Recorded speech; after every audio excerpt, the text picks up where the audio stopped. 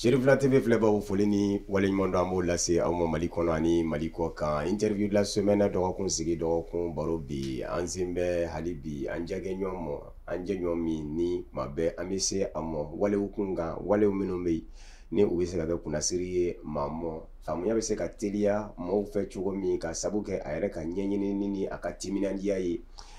ka se ka dɔ fara maaw ka dɔndaya ka o wale ninnu na ale de don an ka ma ko Ibusi bɔlɔlɔ ka minnu bɛ yen ni bibi in na maaw bɛ u nɔkun taama ka jateminɛ kɛ u ka baaraw taabolow la ka sabu kɛ u bɛ fɛn min di bɔlɔlɔ ka fɛn nafamaw don a dɔw ye faso jɔ siraw ye a dɔw ye maa ladamu siraw ye kunnafoni ko nasira fɛ blogueur Ibusi bi an ni ale de don kɛnɛ in dugulen bɛnɛ don o la an bɛ a fɔ aw ye ko aw bɛɛ lajɛlen bisimila bi an ka kuma bɛ boli fɛn min kan o ye wari siya min bɛ ka dun farafinna Faransi kan fɔ jamanaw na o kɔrɔ ye farafinnaw jamanaw minnu bɛ yen ni Faransi y'u mara ka tɛmɛ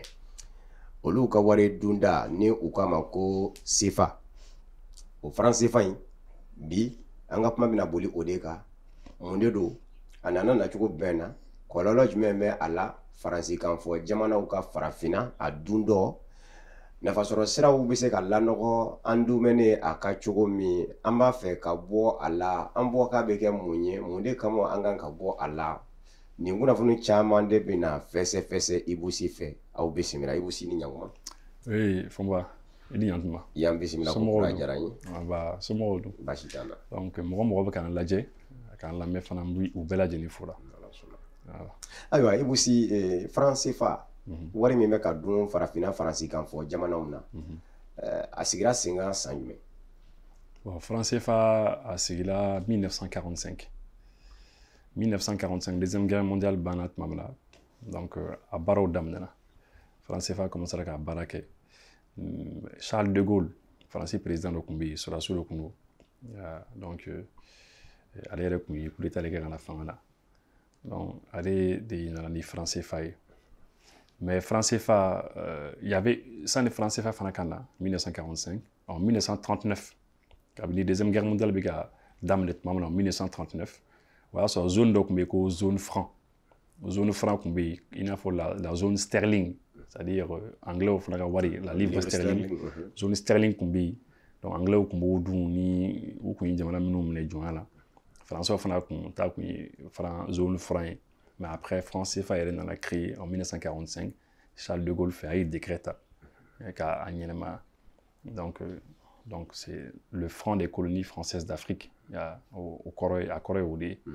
donc Faransi i jamana minnu minɛ jɔnya la olu ka wariw bon dɔw yɛrɛ tagalen ɲɛfɛ dɔw yɛrɛ tun yɛlɛla k'a fɔ ko ko aw africains ko franc CFA tɔgɔ ye ko cadeau fait à l'Afrique quoi CFA cadeau fait à l'Afrique CFA voilà un cadeau fait à l'Afrique alors que bon c'est pas un bon cadeau quand même quoi cadeau ɲuman kɔni voilà d'accord an bɛ se k'a dɔn Ibusi franc CFA jɔsenw ye joli ye jumɛnw ni jumɛnw? Bon franc CFA an bɛ se k'a fɔ ko jɔsen naani n'u b'a fɔ ma ko les caractéristiques du franc CFA a jɔsenw o ye naani de donc fɔlɔ an bɛ se ka fɔlɔ jate i n'a fɔ la parité fixe u b'a fɔ fɛn dɔ ma ko parité fixe bɛ yen donc il y a libre transférabilité bɛ yen il y a la centralisation des réserves de change o bɛ yen et puis bon l'arrimage à l'euro des fois mɔgɔw bɛ o yɔrɔnin fana ta ka fara a kan donc mais an bɛ se ka don a kɔnɔna na an bɛ se ka walawala pour que an bɛna a baro bɛ sɔn ka diya quoi parce que franc CFA yɛrɛ bɛna le 24 à le 25 a bɛna san bi ye le 24 ye et bien sini ye le 23 ye 24 ye bi ye le 23 ye voilà a bɛna 77 ans sɔrɔ san 77 san 77 voilà a bɛn'o de sɔrɔ donc franc CFA ka fête don quoi c'est ça donc n'an bɛ kuma o fana kan ye quoi voilà c'est ça. Ayiwa Ibusi i da sera jɔsen minnu ma an b'a daminɛ jɔsen min bɛ wele ko la libre transférabilité o kɔrɔ ye di a bɛ mun de laɲini? Non, la libre transférabilité o ye min ye o ye par exemple sisan France CFA bɛ taga segi minnu kɛ an ka jamanaw kɔnɔ parce que jamana minnu bɛ CFA dun o ye zone saba de Afrique kɔnɔ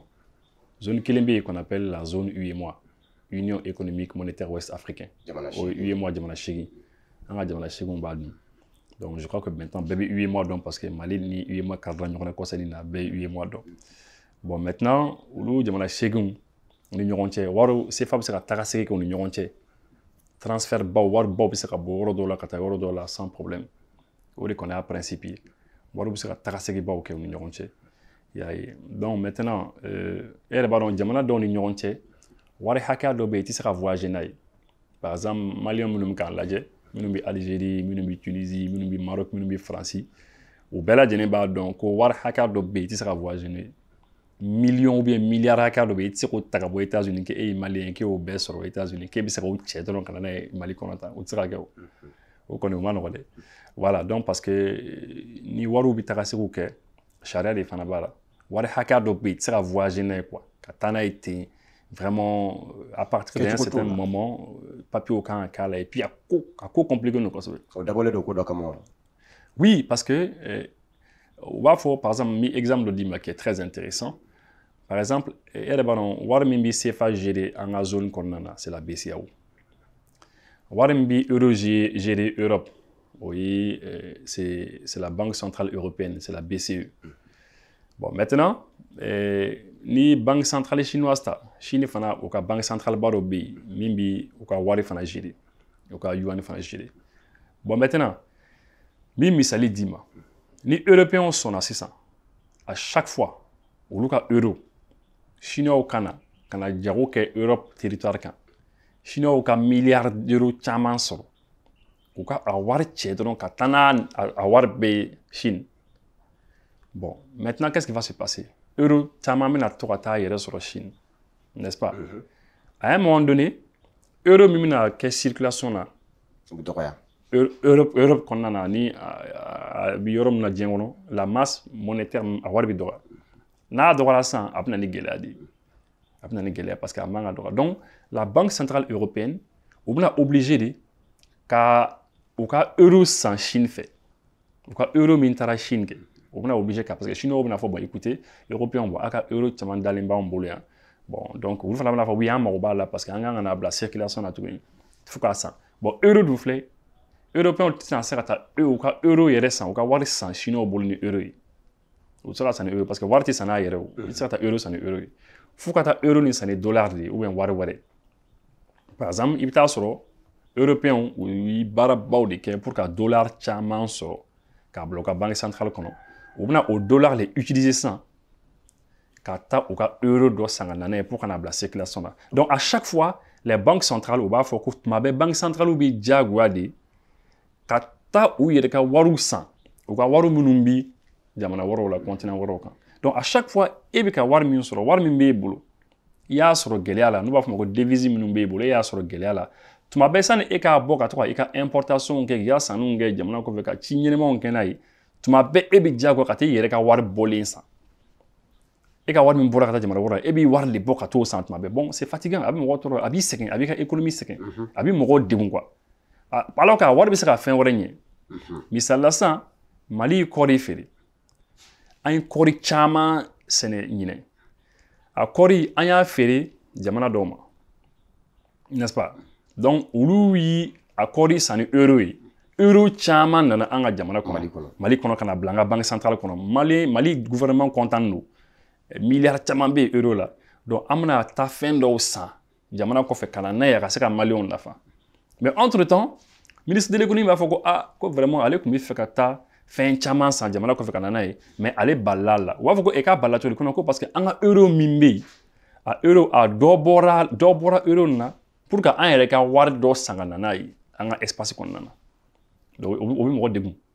donc le fait que banque centrale bɛ diyagoya ka to ka t'u ka wariw san jamana kɔfɛ ka na n'a ye pour que u ka jamana stabiliser a b'u tɔɔrɔ quoi donc c'est pour ça jamana caman ko non an ka wari tɛ se ka bɔ ka se niveau dɔ la wari tɛ bɔ ka se niveau dɔ la par exemple sisan maliyɛnw minnu bɛ Maroc n'u ɲɛ banna u b'a dɔn n'u bɛ se ka bɔ ni Marocɛnw ka wari ye ka na ou bien n'u tɛ se ka na minnu fana bɛ Algérie ni jamana o diɲɛ jamana fɛn o fɛn bɛ k'an lajɛ Chili fila lajɛ nin waati la n'u bɛ se ka bɔ ni wari ye des millions ou des milliards ou quoi jamana kono kana Afrique kono nous we nous tissé au badon donc ban ou chamati soma outi sama o le kama donc maintenant il se trouve que anga zoning kono UEMOA kono obisera ke ibisera tani wari o koni principe qu'on a c'est écrit ka kono ibisera ke maintenant au ba ko ta ko wuri yere de badon maintenant zone flana fana be o zone semaki la zone CEMAC la communauté voilà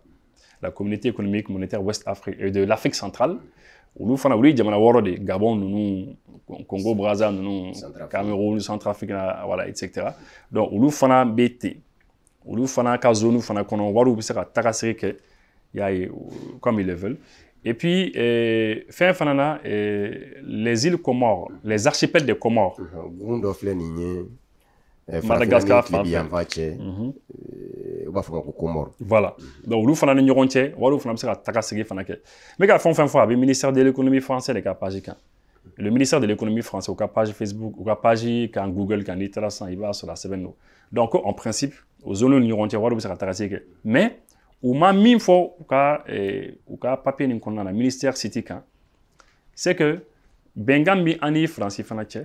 c'est que en fana ka ni zone saba nunta Comores zone CEMAC zone ani UEMOA zone en be fana ni ɲɔgɔn kan en fana ni français fanache waru fana bisaka taga segi kelen ni fanake ça veut dire que an ga waru ni français société ou nana kana baraken nous nana kana baraken ou bisaka segi nu ka waru wi ou sera segna ou ka waro nous ka tono yi nous ka fin pays par exemple ça nous nana kana milliard balin soro c'est fala mali kono aw absaka abi ba yelema ka duma ka équivalent duma yeno alors misal la ça admettons ika français ta c'est ça BCO mimia aka compte dobi français no euro chamamba kono euro balin ba kono o euro ni c'est pour que ni mali ni anga jamana o kerfe dafa jamana bi faka to sanindo OK jamana kofe eh bien cabinet français BCO ka compte mbi cabinet yeno eh bien c'est ka instruction disons opération dobibo à euro là kaska sanunke mais au lieu que e ka to ka dobo au euro la ka sanunke sanim misera de jamana nafa e mla dobo à euro la ka to français entreprise ba o le sara parce que lui ton ba sur le cas jamana kono lui ton ba min soro do le bibo donc abi e ka euro diminuer aba diminuer donc e ko kibita sanin sugu do ke tu peux pas au lieu de do soro e fene ka jamana kono c'est ça. Donc maintenant, France c'est pas principe où yo à dame l'année odi. Mais puisque il y a les manous donnant au fur et à mesure, alors ça que BCO me redonne ça phobie non bon effectivement à combien de temps au début mais c'est ça a y a les manants a changé là avec temps au discussion des quoi. Mais France c'est pas principe odi. À principe avec barak la libre transférabilité odi. Faut $100 dans les années 1982, 83, 84. Au cas président de en 1981, que François Mitterrand. François Mitterrand a fait que le principe de la libre transférabilité là. Comme c'est comme ni itrani nyindi, Romain Daraïbi fera nyindi fa. Ko nyindi bizara fa wa. Nyindi fa mandi. Nyindi zara fa parce que wo bala. Comme ko ambi effort que ka war maraka war soro. Milliard chama. Mais après avoir bi botounin kata yoro woro là. Donc mais que on ne pourra jamais s'en sortir. François Mitterrand il est au fond. Donc c'est sa libre transférabilité au qu'on est au ya josen doyi. Mais au fur et à mesure, comme je l'ai dit, France va évoluer là, cabinet 1945, 1960, faut en assez ni watu noma a évolué au qu'on est au ya josen killing koni. Libre transférabilité d'amramina. OK. Et aussi parité fixe. Voilà, mais il y a yamara konana. Ministère de l'économie français a pagi au Liban, puisque Galon Tekete, il y a fort français là, que la libre transférabilité, c'est le transfert relatif aux transactions courantes ou aux mouvements de capitaux sont en principe libres au sein de chacune des unions monétaires et à l'intérieur de la zone franc. Donc, c'est-à-dire que il y a photo voilà, vous savez tracer OK. Mais au cas city quand on a son mimble, français fait une zone franc nous tient. Voilà. Voilà. Ou masonga obla parce que au bas nous obla a te ben moroma. Mais puisque en recherche ou kaka en bas donc quoi. En bas donc sinon au mot run blanc parce que au bi fait minga bo ça veut minga yé. Voilà au beau des blocs après. Voilà. Nous ni entier on est mis sur au transfert ou là. Voilà. Tout à fait. Voilà. Aïe, et vous si agno famu la parité fixe. Voilà. Donc parité fixe mi français fa o ya josin gelemba do fanayi depuis les années franc CFA da waatu adam nat mamna parité fixe min o kole ko ni franc CFA ta san ni franc CFA ta franc CFA 100 kalo tani fla c'est-à-dire euro kelen ni u ka euro kelen ta euro kelen bi be an ka CFA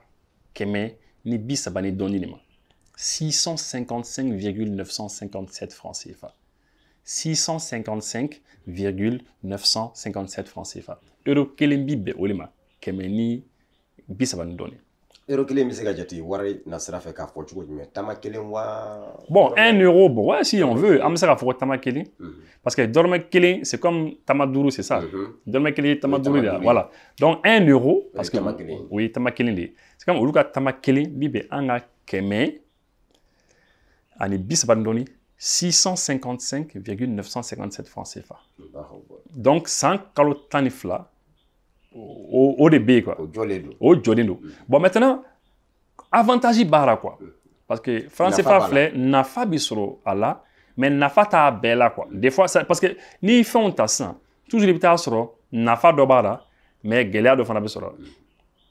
Bon, maintenant, CFA man di minnu ye, olu b'a gɛlɛyaw de fɔ quoi. Olu b'o de yira mɔgɔw la. Nafa ni o t'o fɔ mɔgɔ ye parce que n'u y'o fɔ mɔgɔ ye mɔgɔw tɛna sɔn ka kuma ma bon CFA ka di minnu ye fana olu fana bɛ a nafa de fana fɔ mais kɔlɔlɔ min b'a la olu t'o fana fɔ bon anw dun b'a fila de fɔ mɔgɔw ye pour que maintenant minnu b'an lajɛ u k'u ka tata ta a la quoi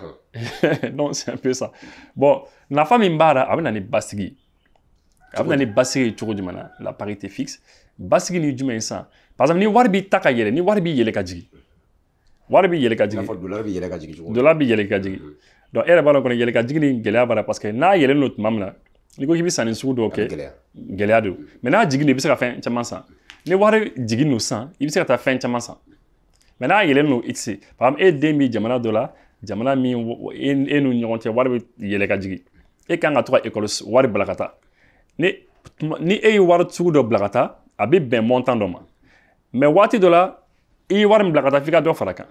waati dɔ la f'i ka dɔ fana bɔ a wari la bon donc o gɛlɛya donc o tɛ jouer an kan CFA la o tɛ jouer an kan non parce que parité fixe de don parce que an ni euro cɛ san kalo tan ni fila c'est à dire euro kelen a bɛ bɛn CFA hakɛya min ma e b'o dɔn ka ban quoi donc calcul tɛ yen c'est wari tɛ jigin a yɛrɛ quoi an ni euro cɛ kɔni wari kɔni tɛ jigin a yɛrɛ. Nka jɔn de kɛ bɛ k'o garanti anw ye.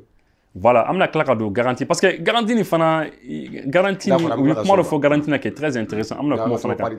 donc takasegin ni yɛlɛyɛlɛ ka jigin ni o tɛ an ni euro cɛ mais mɔgɔw kana miiri ko yɛlɛ ka jigin tɛ CFA ni dollar cɛ dɛ.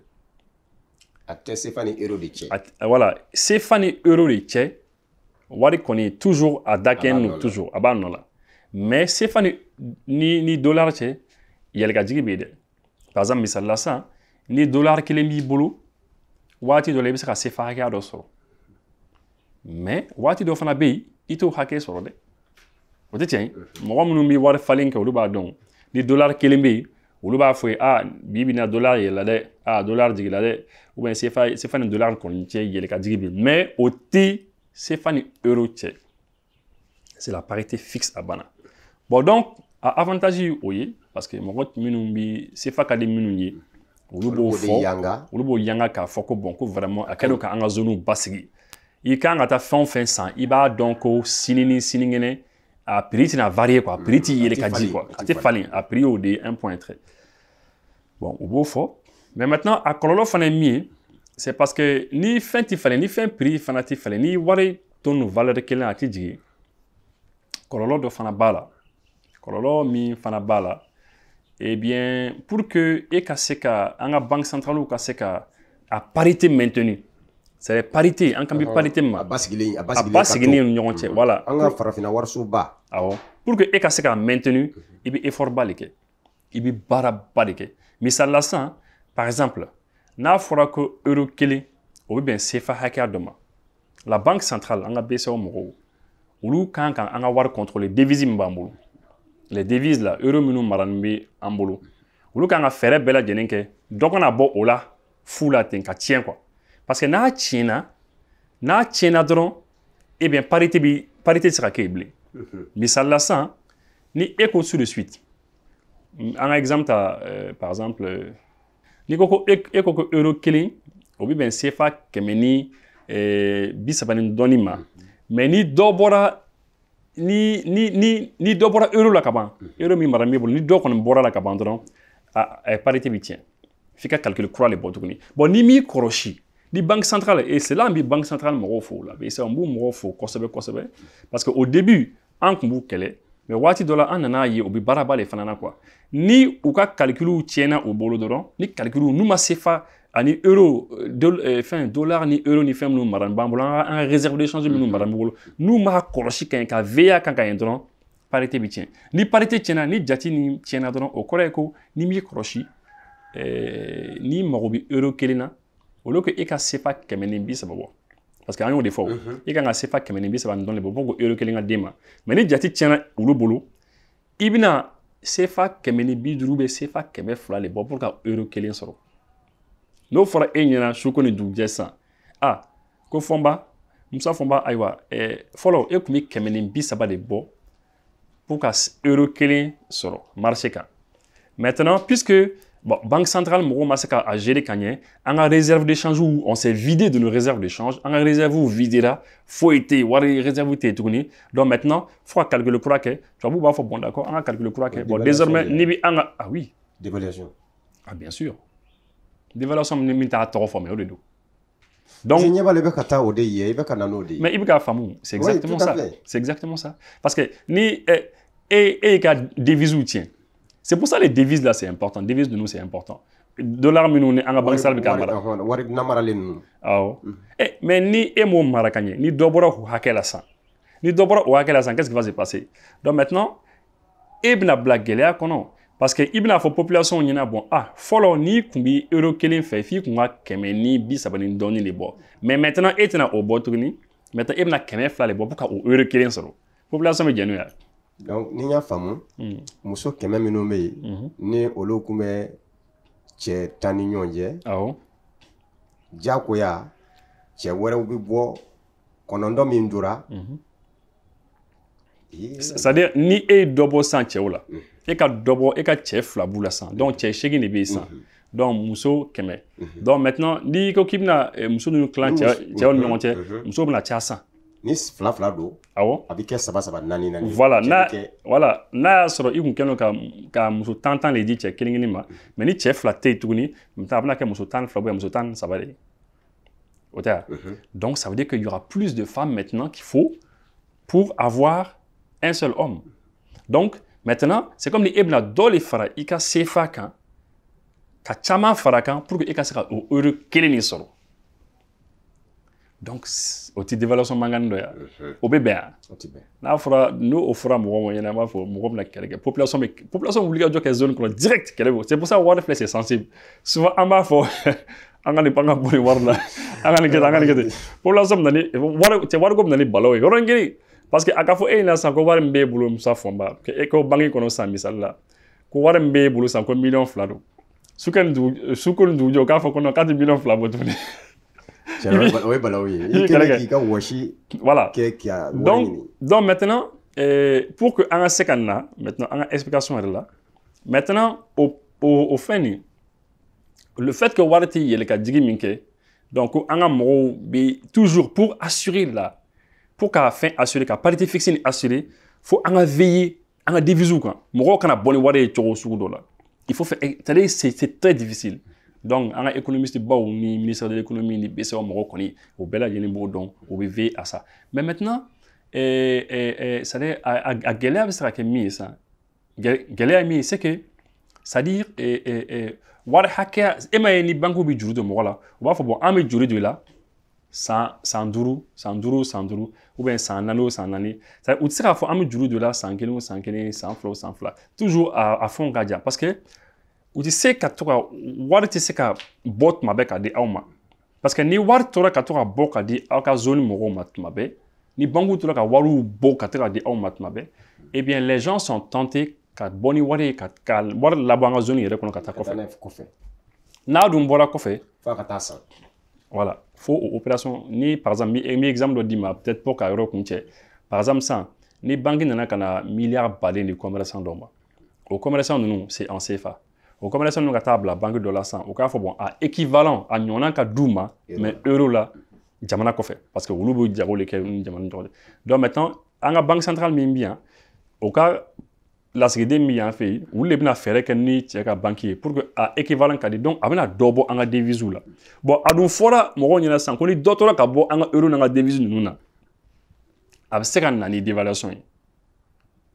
a bɛ se ka na n'a ye a bɛ se ka na ni wari jasili ye donc c'est compliqué o de kama toujours faut ka to ka wari dɔn di o bɛ dɔ garder wari dɔn di il faut veiller quoi toujours sur l'argent qui sort wari min bɛ bɔ et c'est très difficile donc o yɔrɔnin kɔlɔlɔ ye donc an ka économie c'est très difficile wari ka se ka injecter a kɔnɔ cogo sugu dɔ la parce que a ka gɛlɛn et puis an ka taux fana ka gɛlɛn juru mana don an na a juruw fana da ka gɛlɛn ça c'est difficile an ka zone kɔni constamment gɛlɛya kɔni bɛ yen voilà. Ayiwa Ibu waati tɔ man jan bilen an b'a dɔn franc CFA kun kan kuma n'a daminɛna a nafa tɛ fɔ ka ban i ye nafa fɔ a la CFA la maa bɛ maa la o yɛrɛ tun t'a dɔn ko nafa bɛ a la yɛrɛ i ye kɔlɔlɔ fɛnɛ fɔ a la nka e min ye a ko jateminɛbaa ye i ye a nafa fɔ minnu b'a fɛ a ka to sen na olu bɛ o min da k'o yanga i da sera o ma kɔlɔlɔ min bɛ a la minnu b'o fɛnɛ ta k'o yanga i da sera o ma nka e yɛrɛ ni a yɛrɛ ka tubabukan la ko observateur en tant qu'observateur de la scène n'i ye e yɛrɛ ɲininka CFA farafin na wari dunda in ka bila wa o de da ka di an na wa an kan ka jamanaw wariw sigi sen kan wa wali kelen an ka to a la de non n'a dana ne ma an ka CFA bila an ka kɛ an yɛrɛ ta ye c'est à dire ni a fɔra ko ka CFA bila faransi de sen kan ka bɔ a la quoi a sen kan ka bɔ a la pewu i n'a fɔ a sen bɛ an ka fɛnw fɛn na an ka sankolo an ka espace aérien a segin kɔnɔna na a n'a ɲɔgɔnna caman u sen de kan ka bɔ an ka kow la comme ça an yɛrɛ ka an ta kɛ n'an y'an ta kɛ sisan bɛnkan min bɛ faransi ni an ka zone an ka jamanaw ni ɲɔgɔn cɛ n'an bɛ fɛ ka a bɛnkanw lakurakuraya sisan anw yɛrɛ de b'a kɛ quoi mais c'est pas que olu de bɛna kɛ quoi c'est important n bɛ ka min fɔ c'est important que an yɛrɛ k'an ta kɛ an ka wari kɛ n'an ka wari kɛ an b'u wele karisa an bɛ fɛ an ni aw cɛ an ka kɛ ten de an ni États-Unis cɛ an bɛ fɛ a ka kɛ ten de an ni Chine cɛ an bɛ fɛ a ka kɛ ten c'est comme ça alors que an bɛ ka nin baara minnu kɛ c'est eux olu de y'a kɛ o n bɔra k'a fɔ sisan ko Charles de Gaulle de ye décret ta 1945 24 décembre 1945 ka décret ta ka CFA ɲɛnɛmaya k'a bila an ka fɛnw an ka jamana kɔnɔ o y'a sɔrɔ an b'an ka hɛrɛma hɔrɔnw yɛrɛ sɔrɔ bon est-ce que président africain dɔ de y'a kɛ non il faut que an k'an yɛrɛ ta de kɛ o de kama an bɛ fɛ an ka bɔ CFA kɔnɔ mais an k'an yɛrɛ ka wari kɛ maintenant an bɛ fɛ bɛnkan minnu n'an b'a kɛ ni diɲɛ jamana tɔw ye an yɛrɛ b'o bɛnkanw sigi sen kan ECO bɛ cogo di ECO effectivement ECO u ye an ka ECO tiɲɛ an bolo n'o tɛ ECO tun b'o sira de kan ECO tun b'o sira kan parce que an bɛ ka min fɔ bi ni fɔlɔ an kun faamuyalen tɛ bi an faamuyalen don mɔgɔ caman fɛ Afrique président caman farala ɲɔgɔn kan an ka zone kɔnɔna na u ko bɔn ko sisan kɔni an bɛna ECO de sigi sen kan an bɛna CFA nin bila an bɛ taa ECO la bon ECO effectivement u kun y'a baaraw daminɛ k'u bɛ fɛ ka u yɛrɛ k'u détacher ka bɔ faransi la dɔɔni u ka indépendance ta faransi b'a fɔ k'ale tun bɛ wari garantie ou bien parité fixe n'a ɲɔgɔnnaw o ko non ko parité fixe ko kuma tɛ yen an ka ECO la parité fixe ani euro cɛ non min mana an jɛ an b'o kɛ an bɛ parité fixe kɛ ani panier de devise dɔ ye ni wari dɔ ye donc voilà donc u y'a fɔ fana effectivement que u bɛ fɛ ka min fana kɛ que u bɛ fɛ la centralisation des réserves de change c'est o ye min ye c'est-à-dire que an ka zone ni an ka jamana 8 ta UEMOA san parce que min bɛ ka kɛ ni anw ye o ɲɔgɔn kelen de fana bɛ ka kɛ ni CEMAC mɔgɔw ye ani Comores mɔgɔw les archipels de Comores c'est-à-dire ni an ka jamana 8 bɛɛ lajɛlen ta an bɛɛ lajɛlen imagine un peu an bɛɛ lajɛlen ka recette d'exportation a bɛ taa déposer faransi trésor public kɔnɔ o ye mun ye recette d'exportation o ye mun ye c'est-à-dire voilà n'a ye fɛn o fɛn feere kɔ kan tɔnɔ min bɛ sɔrɔ a la wari min bɛ sɔrɔ a la au début dans les années 1960 CFA créera tuma min na bon an donnen CFA la parce que CFA kun créera bien avant ça eh bien an bɛɛ lajɛlen kun diyagoya don ka taa tɔnɔ wari bɛɛ déposer yen nɔ faransi awɔ diyagoya après Afrique président est manquant que Doni, notamment et à des membres dans les années 1973, manquant que là, oui, de voilà. Donc d'accord, bon, ça n'est pas déposé, a bi woro nduru déposé. Après, mangan woro n'en a que dans les années 50%. Vous n'en a que 50%. Faut bibi na ko bon c'est bon ça quand on a fait déposer tout. Ko na ndia tout comme là. Uye moi kono na ndia tout comme na ngakete. Na ndia mi fin déposer, na ndia anti fin déposer quoi. Donc c'est un peu ça. Donc éco là, éco qu'on non anti centralisé en tant que faux centralisé comme là aussi. Parité fixe fan anto fan nuit. Oui, il y a que la garantie illimitée. Parce que la garantie parce que mo tan mi to a fo ko français banga war garantie ba garantie mo bo yere ni garantie ni mundi bon mana garantie ni fo mo yi fo ba alna dana o dora mani mo sera ko famo mo yere fe ntama famo français fanna français ko de ko la garantie illimitée ay ni ambuka city kan orla et bandu do de Moussa Famba. À la garantie de convertibilité illimitée accordée par le Trésor français aux 2 francs CFA et aux francs comoriens. C'est-à-dire que... Voilà. Ko ulu bika garantie de ka anga c'est-à-dire ko garantie de convertibilité. Voilà. Ko warbi garantie parce que wari flessan wari kan ga saka falen ki to robe absaka falen ni wari ou absaka falen ni sanui ko ulu boka o joro le ke ko ulu boka wari garantie be ku jango koro awo donc garantie de convertibilité limitée ni mi waro mi lo u kode ko anga jamana shegi mi uye mo kono to nu bela de ne fanata ekele ne c'est mak ni fon ko ma beta ekele ko à chaque fois ni anga jamana wo ni an mo be warla misal la san ay importation an mi ka fɛnw minɛnw sandana an ka jamana kɔnɔ ko waati dɔ bɛ yen a bɛ se ka kɛ wari ɲɛnɛman tɛ anw ka jamanaw bolo quoi pour ka minɛn dɔw san quoi donc ni wari ɲɛnɛman tɛ yen olu bɛ se ka wari juru don anw na de manière illimitée garantie yi o de ye de manière hakɛ t'a la quoi olu bɛ se ka wari juru don anw na de manière illimitée ka wari d'an ma quoi de manière illimitée ni anw mɔgɔ b'a la tant que an bɛ fɛ ka importation kɛ mais ça fɔ n ba an ko mais o bɛ se ka kɛ cogo di garantie illimitée. Vous savez avoir converti de manière illimitée. Co-convertibilité, vous voulez avoir converti de manière illimitée. Non seulement vous savez avoir converti de manière illimitée, dans Haketa là, qu'a converti qu'a bail le dans ma choco chocobandia, mais vous savez fana qu'a c'est-à-dire ambifra importation que. Qu'a sani haka minke ni warta nga kesu kono toujours ou l'ubis qu'on mise qu'a war kon dama. Donc c'est comme ni warbi ou l'ubolo de manière d'antimina, mais est-ce que il tient? Où il a été une crise qu'on a. Où il avoir des hommes de manière illimitée. Donc, garantie ni ode. Donc, mais que nous le bouquet, il faut que en awari, en bef, en exportation que, on va le nommer na ko en obla lu figo. Qu'on y ode quoi. Donc, en retour, c'est comme ni ko shérif la barakela bela jenin. Ni aga sara dira ma kalo mana sa aga sara mana daw ma aga sara bidu a klankɛ a b'o bɛɛ déposer ne ka compte kɔnɔ mais kalo kɔnɔna na n'a fɛn o fɛn mɔgɔ wari la de manière illimitée dans ta la quoi ne bɛ se ka wari d'a ma c'est ça o de don quoi donc bon finalement u yɛrɛ y'a ye ko ça passe plus mɔgɔ tɛ sɔn tuguni quoi donc e ko na anw bɛɛ bɔ yen quoi an ko cɛ u k'o to yen quoi Nigéria ni jamana mɔgɔw ko non k'an ka jɔ an k'o yɔrɔ nin to yen avance ma. Mais malheureusement, bon, éco nana ke fly. Nigeria ni Ghana ni anga jamana tonu nga éco B. Ani fin fana éco fana B. Emmanuel Macron ka éco B. Yeah, donc puisque Francis président m'a donné Alassane Dramane Ouattara président Ouattara de. Bon, vous n'avez pas éco fort. Donc ni Jocelyn do ma boire quoi. Ni Jocelyn do B albi ko garantie qu'on ouvre B mais que les instances où la Yamouraso ni font ko bi boyno. Pour conseil d'administration France kono ko bina bo oron na ko problème té ani le comité de politique monétaire ko bina bo oron nu fanana o fana